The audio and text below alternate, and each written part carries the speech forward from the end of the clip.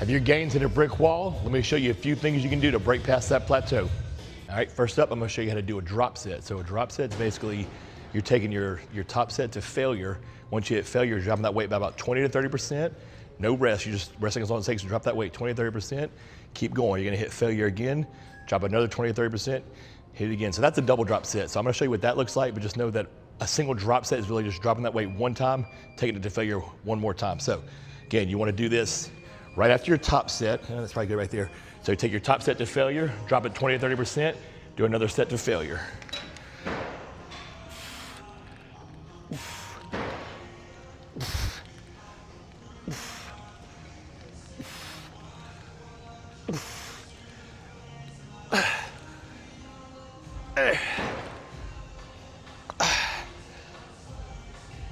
So that was on 90. I'm gonna drop it to 70. Keep going to failure again. So no rest, just as long as it, only rest as long as it takes you to drop the weight, basically. I'm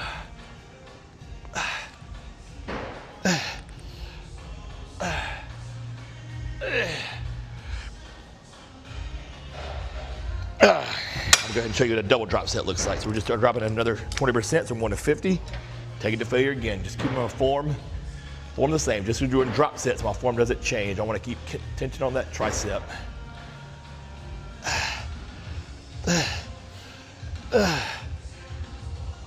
So, the reason I like drop sets, it's basically like you're doing 3 sets to failure in one. So you're not using your top set to do failure over and over again, but you're keeping those muscles as close to failure as you can for almost 3 total minutes. So it's all about time and attention. All right, let's look at partials with a bonus thing we're going to show you. We're going to show you a static hold. So normally you can work these two things apart, but I like to combine them to really get a good overall effect. So partials are, you're pretty much taking your set to failure and then you're just working a partial range of bottom, out the bottom range of motion. So I'm going to show you this leg extension. So it's going to be failure, and then I'm just coming to that stretch position and working just bottom half of that range of motion. I'm gonna do about 10 of those, and I'm gonna let my feet come back just short of that weight bottoming out, and I'm gonna hold an ISO hold or a static or just a hold. Make those quads have to hold that weight up at the bottom for 10 seconds. So we're combining 2 things here. We're gonna take our set to failure first. Yep.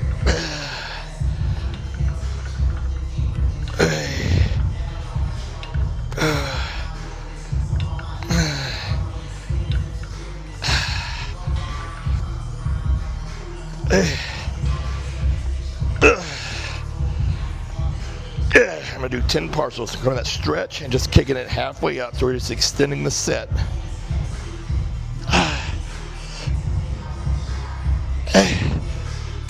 And then I'm gonna come back and hold that stretch, that ISO hold, making my quads hold this weight in that position. So the weight's not touching the stack. My quads are holding that weight up at the bottom. 5, 4, 3, 2, 1.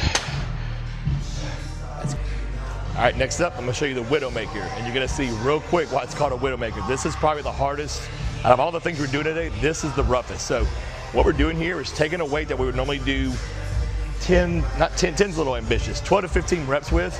Like, so when I say 12 to 15, that's 12 to 15 failure. We're trying to take that weight and push it to 20. Whether that means we gotta hit 12, grind it out and hold, and then do 2 more, and then hold, and then do 2 more. You're just grinding out 20 reps with weight that's normally hard for 12 to 15. So let me show you what it's gonna look like. So I'm showing you with the press, and I would say, well, on these Widowmakers, try to do them on machines. You don't wanna do these with free weights because the risk of injury is just a little higher. So hammer strength of machines. All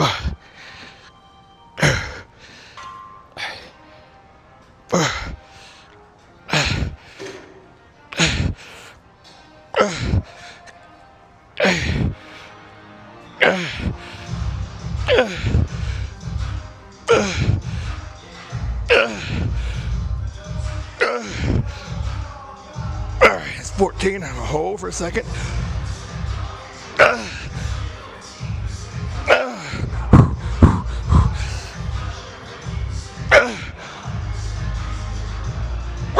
18, 2 more.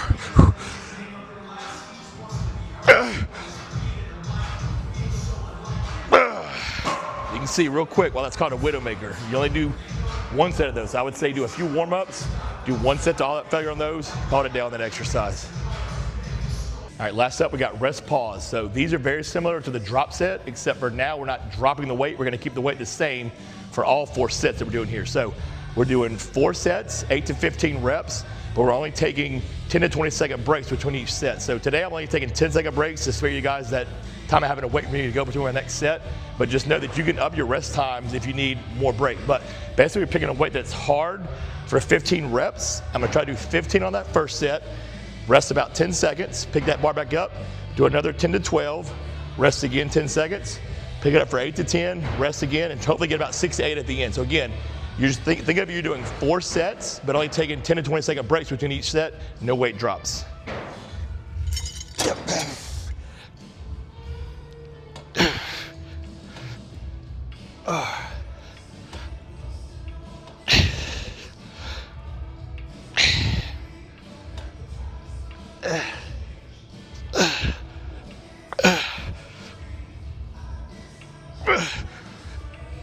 So now I'm gonna wait 10 seconds.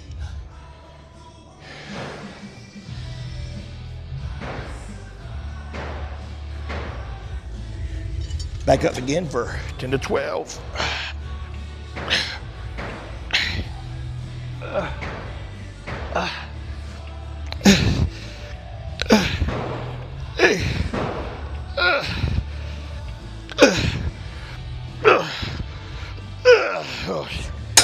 Another 10 seconds.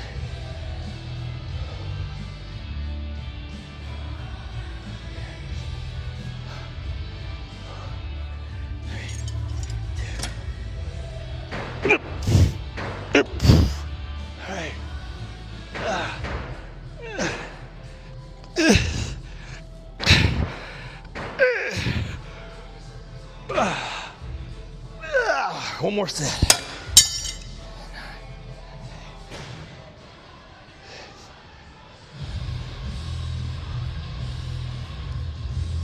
Try to get 8 here.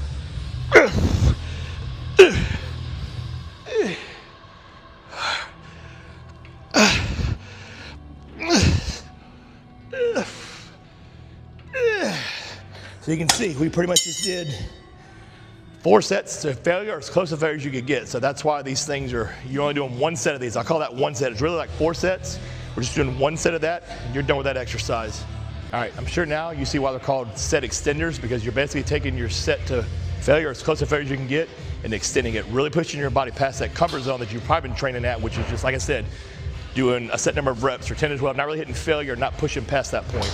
So the important thing to remember here is only pick about 2 or 3 of these things to do per workout. Anything more than that, you're gonna be pushing towards that overtraining zone. If you like the video, guys, subscribe to the channel, like it and share it, and as always, stay swole.